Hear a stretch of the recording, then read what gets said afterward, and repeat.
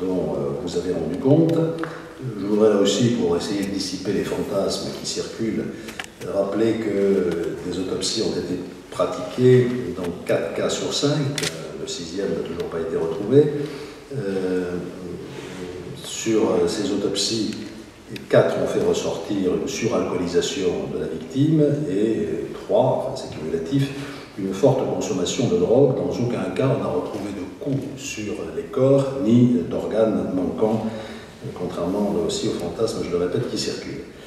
J'ai noté également dans la presse que, hélas, Bordeaux n'avait pas le monopole de ce genre de situation, puisque, pour ne citer que 2 villes, à Nantes au bord de la Loire et à Lille au bord de la Deule, c'est une vingtaine de cas similaires qui ont été enregistrés dans les années passées.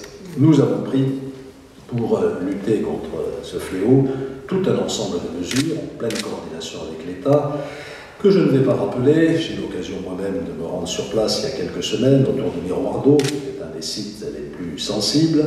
Nous avons donc décidé d'équiper ce miroir et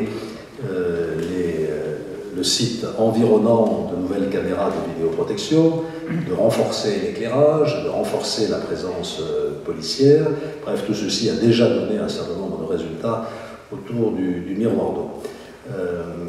Et puis nous avons renforcé ces mesures au cours des derniers jours avec l'arrêté préfectoral qui réduit les horaires d'ouverture des épiceries à 22 heures, arrêté d'ailleurs dénoncé par Mme Delaunay auprès du ministre de l'Intérieur, c'est assez savoureux.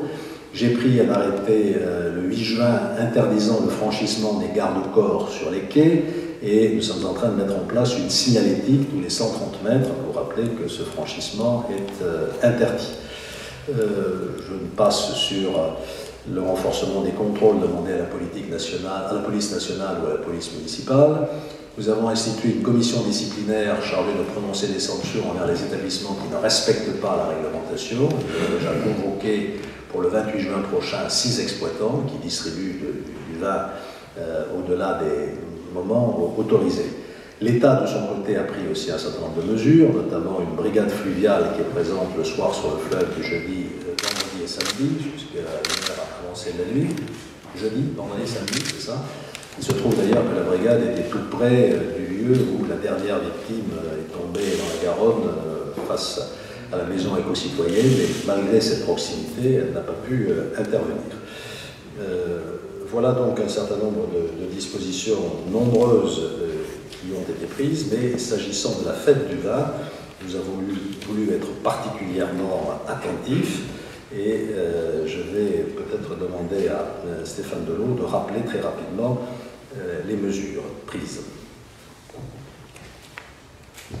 Monsieur le maire, merci.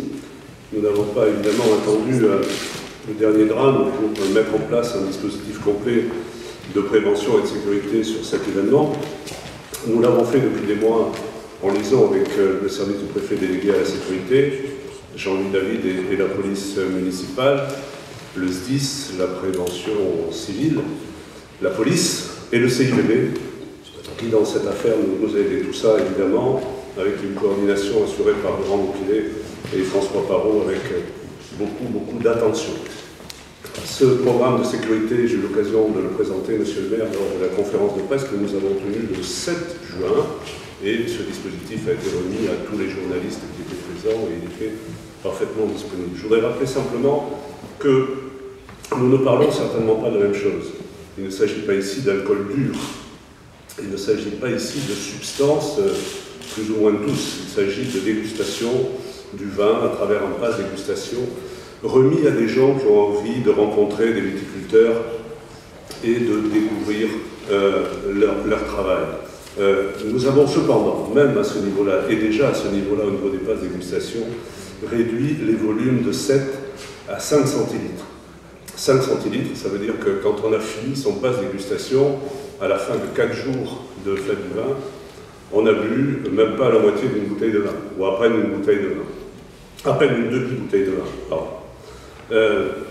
Par ailleurs, je rappelle qu'il est strictement interdit d'amener sur le site lui-même tout alcool, et nous ferons en sorte d'être extrêmement vigilants sur ce point-là. Il n'est pas possible d'acheter du vin sur la fête du vin. De tout temps, les stands ne proposent pas de bouteilles de vin, Et il n'est pas possible non plus de demander un deuxième verre de vin. Moyennant paiement, on ne peut consommer ces 5 centilitres qu'à travers le pass dégustation, et nous serons bien sûr extrêmement vigilants à cela. Pour ce qui concerne le mode de dégustation, le CIVB met en place une mini-formation pour mieux déguster. Il y a à la fois l'école du vin et des espaces où il est possible que chacun vienne se faire expliquer un peu comment on déguste du vin et pourquoi et comment on comprend ce produit-là.